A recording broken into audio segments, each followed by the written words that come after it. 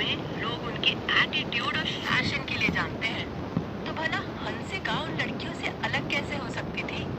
उसमें भी फैशन और एटीट्यूड की कोई कमी नहीं थी। आज एक चमत्कार हुआ था। आज सूरज के उगने से पहले ही हंसिका सोकर उठ गई थी, तैयार भी होने लगी थी।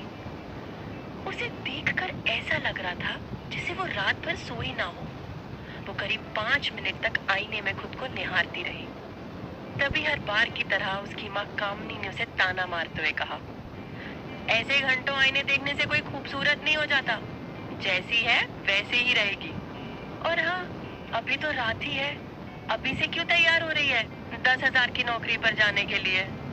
हंसिका उन्हें जवाब देना चाहती थी कि उसके उस 10,000 से ही उनका घर चलता है, लेकिन सिर्फ उसने इतना कहा, सुबह हो गई है माँ। तेरी हुई होगी, मेरी सुबह नहीं हुई है अभी तक। ये कहकर कामनी फिर सोने अपने कमरे की तरफ जाने लगी। फिर अचानक रुककर उन्होंने दोबारा ताना मारा, वैसे इतनी जल्दी कहाँ जा रही है?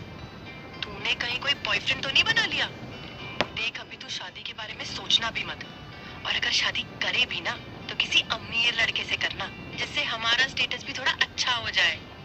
हंसिका मन ही मन में हंस पड़ी। शादी? उसे तो ये सपना देखना भी अलाउड नहीं था।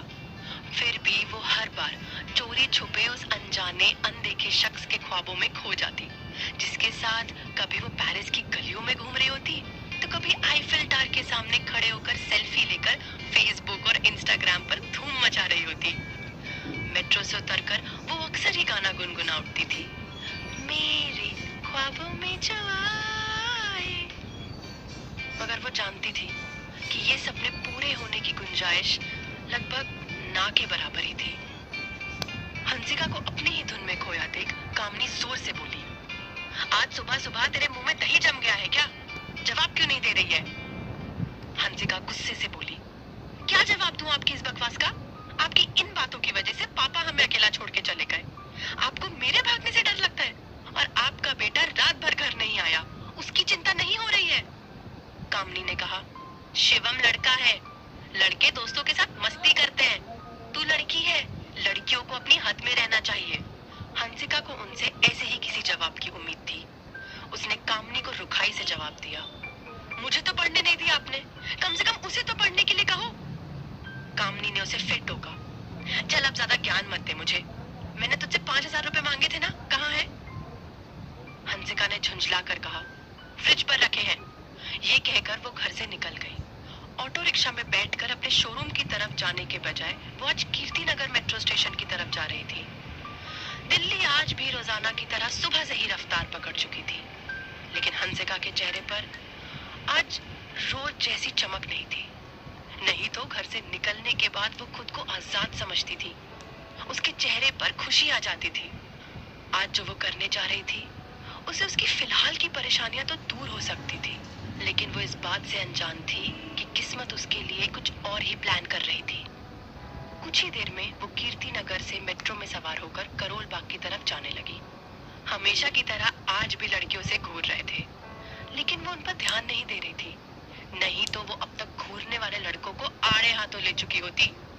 उन्हें ऐसी बातें सुनाती कि वो दोबारा कभी किसी लड़की को घूरने की हिम्मत नहीं करते। आज उसके मन में बहुत उथल पुथल सी थी। उसे देखकर ऐसा लग रहा था जैसे वो किसी बड़ी उलझन में फंसी हुई है। करोल बाग पहुंचकर वो सीधा ओमेक्स मॉल चली गई। सुबह के 9 बज रहे थे। मॉल की शॉप्स अभी ढंग से खुली भी नहीं थी। उसने मॉल में एंटर किया ही था कि उसके फोन पर एक कॉल आया। दूसरी तरफ से एक आदमी बोला, 9 बज गए, तू अभी तक पहुंची नहीं? हंसिका बोली, पहुंच गई हूँ, तुम कहाँ हो? उधर से आवाज आई, फूड कोर्ट। हंसिका जल्दी से लिफ्ट पकड़कर फूड कोर्ट पहुंच गई। उसने देखा वहां बहुत कम लोग थे, वहां अभी भी शॉप्स ठीक से नहीं खुली थी। उसने देखा कि एक आदमी फूड कोर्ट से मॉल के ग्राउंड फ्लोर की तरफ देख रहा था। उसने ब्लू जीन्स और ब्लैक टी शर्ट पहनी हुई थी। वो किसी गुंडे जैसा ही दिख रहा था। हंसिका जल्दी से उस आदमी के पास जाकर खड़ी हो गई।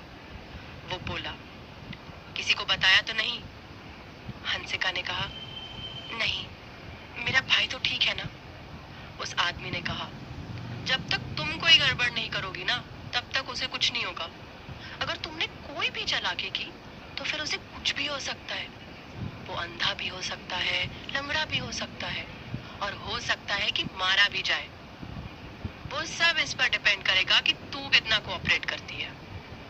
ये कहकर उसने मोबाइल में उसके भाई का वीडियो दिखाया, जिसमें कुछ लोग उसके भाई को बेरहमी से मार रहे थे। ये देखकर हंसिका बहुत घबरा गई।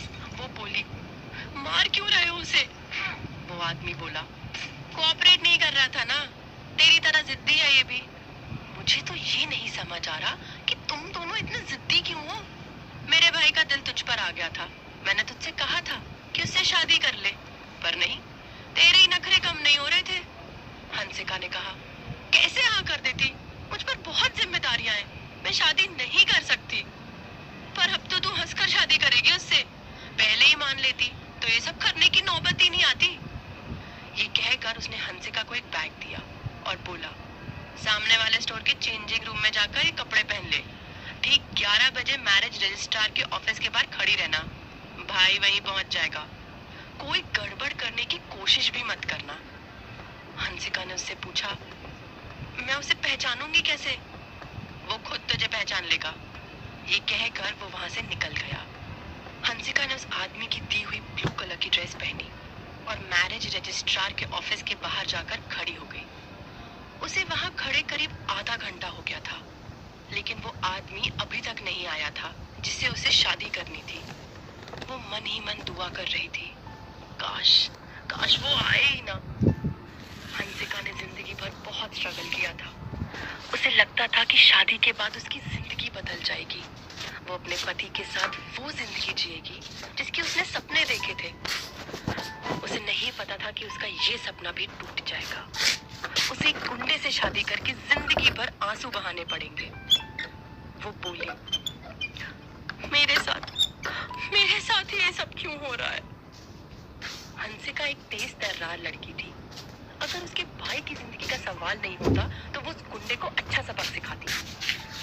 वो जब अपने भाई को लेकर परेशान थी और अपनी किस्मत को कोस रही थी, तभी उसके सामने एक मर्सिडीज बेंज आकर रुकी।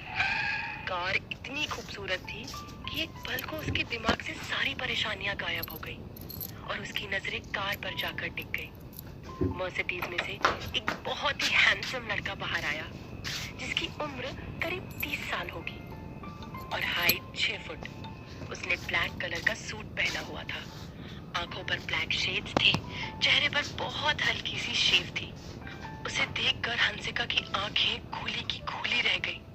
वो मन ही मन बोली, कितना हैंडसम है ये, काश इससे मेरी शादी होती। पर नहीं, अपनी किस्मत में तो भगवान ने गुंडा लिखा है। वो ख्यालों में खोई ही हुई थी कि तब तक वो लड़का उसके सामने आकर खड़ा हो गया। हंसिका उसे पास खड़ा देखकर झिझक गई। वो लड़का बोला, चलिए शादी कर लेते हैं। ये सुनकर वो बहुत हैरान हो गई। उसे यकीन ही नहीं हो रहा था कि उस गुंडे का भाई इतना हैंडसम और अमीर है। अगर वो उसे प्रपोज करता तो वो पहले ही हाँ बोल देती। उसने मेरे भाई को क्यों किडनैप करवाया? सामने आकर भी तो मुझसे शादी के लिए बोल सकता था। हंसिका के मन में बहुत से सवाल थे। वो कुछ समझ ही नहीं पा रही थी कि तभी वो लड़का बोला, जल्दी चलो, देर हो रही है। ये कहकर वो उसका जवाब सुने बिना ही आगे बढ़ गया। हंसिका हड़बड़ाकर उसके पीछे पीछे चल दी। कुछ ही देर में उन दोनों की कोर्ट मैरिज हो गई। हंसिका को अब कोई अफसोस नहीं हो रहा था। वो सोच रही थी, चलो लड़का तो अच्छा है, मैं तो सोच रही थी कि गुंडे जैसा ही होगा। कुछ ही देर में उस शख्स का ड्राइवर आया और बोला, सर, गवाहों को पैसे देकर भेज दिया है, अब हम लोग भी चले? उसकी बात सुनकर वो अपनी मर्सिडीज की तरफ जाने लगा। उसी वक्त एक लड़का आया और उसने हंसिका का हाथ पकड़कर कहा, तुझसे कहा था कि ऑफिस के बाहर मिलना, और तू यहाँ टहल रही है। चल, शादी का टाइम निकला जा रहा है। ये सुन हंसिका के पैरों से जमीन खिसक गई। उसने एक नजर गुंडे जैसे उस लड़के को देखा और फिर उस लड़के को देखा जिससे उसकी शादी हो गई थी। वो भी हंसिका की तरफ हैरानी से देख रहा था। उसका ड्राइवर और भी हैरान था।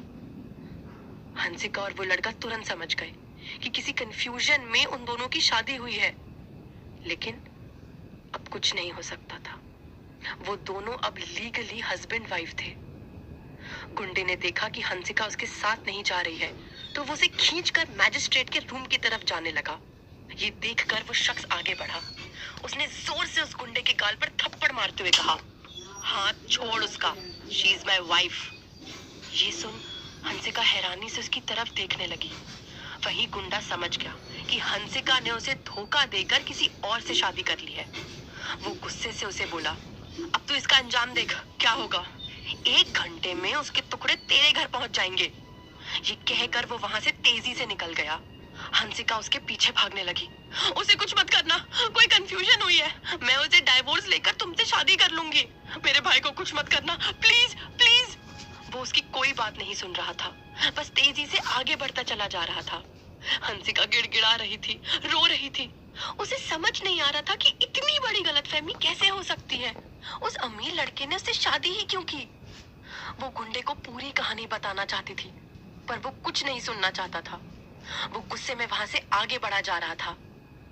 हंसिका की आंखों के आगे अंधेरा छाने लगा। उसे अपने भाई की बहुत चिंता हो रही थी। उसे समझ नहीं आ रहा था कि वो अब उसे कैसे बचाएगी। गुंडा वहां से चला गया और वो वहीं जमीन पर बैठकर रोने लगी। तभी पीछे से आवाज आई, रोना बंद करो और खड़ी हो जाओ। रंजन कपूर की बीवी ऐसे सड़क पर बैठकर नहीं रो सकती। ये सुनकर उसने पलट कर देखा तो रंजन उसके सामने खड़ा था। उसके चेहरे पर कोई एक्सप्रेशंस नहीं थे। उसी वक्त उसका ड्राइवर दौड़ता हुआ आया। उसने रंजन से धीरे से कहा, सर सर बहुत बड़ी गड़बड़ हो गई है। उस लड़के का नाम भी रंजन कपूर है। आपके नाम की वजह से मैजिस्ट्रेट ने भी पेपर चेक नहीं किए, और फिर वो ये भी तो नहीं सोच सकते थे कि आप जिस लड़की से शादी कर रहे हैं उसे जानते नहीं होंगे। बहुत बड़ी गड़बड़ हो गई है सर, अब क्या करेंगे। रंजन ने कहा, कुछ नहीं, अब यही मेरी बीवी है। ये सुनकर ड्राइवर और हंसिका दोनों उसे हैरानी से देखने लगे। हंसिका की आंखों से आंसू बह रहे थे। वो जल्दी से खड़ी हुई और सुबकते हुए बोली, नहीं नहीं, ये नहीं हो सकता, हमारी शादी गलती से हुई है, मैं आपको डाइवोर्स दे दूंगी। रंजन ने कहा, नहीं, अब ये पॉसिबल नहीं है। मैं तुम्हें कभी डाइवोर्स नहीं दूंगा। तुम मेरी ही बीवी रहोगी हमेशा। आप समझते क्यों नहीं हो, ये पॉसिबल नहीं है। आपको मुझे डाइवोर्स देना ही होगा, नहीं तो वो लोग मेरे भाई की जान ले लेंगे। ये कहकर उसने तुरंत उस आदमी को फोन मिलाया जो उसे मॉल में मिला था। फोन उठाते ही वो आदमी बोला, तूने जो आज गलती की है ना, उसकी सजा तेरा भाई भुगतेगा। उसकी लाश तेरे घर पहुंच जाएगी। जा, तू अपना हनीमून एंजॉय कर। हंसिका रोते हुए बोली, मेरे भाई को कुछ मत करना प्लीज, मेरी शादी गलतफहमी में हो गई थी, मैं उसे डाइवोर्स देकर तुम्हारे भाई से शादी कर लूंगी। उस आदमी ने हंसिका की बात खत्म होने से पहले ही फोन काट दिया। हंसिका के पैरों तले जमीन खिसक गई। उसे समझ नहीं आ रहा था कि जिंदगी उसके साथ कौन सा खेल खेल रही है। वो बस रोए जा रही थी। रंजन ने ड्राइवर से कहा, 1 घंटे के अंदर इनका भाई घर पहुंच जाना चाहिए। जी सर। ये कहकर ड्राइवर किसी से फोन पर बात करने लगा। वहीं ये सब सुन हंसिका हैरानी से रंजन को देख रही थी। उसे यकीन नहीं हो रहा था कि वो उसके भाई को बचाने के लिए कह रहा है। क्या रंजन सच में हंसिका के भाई को बचा लेगा, या वो भी उसके साथ कोई गेम खेल रहा है। जानने के लिए सुनते रहिए Insta marriage, only on pocket FM.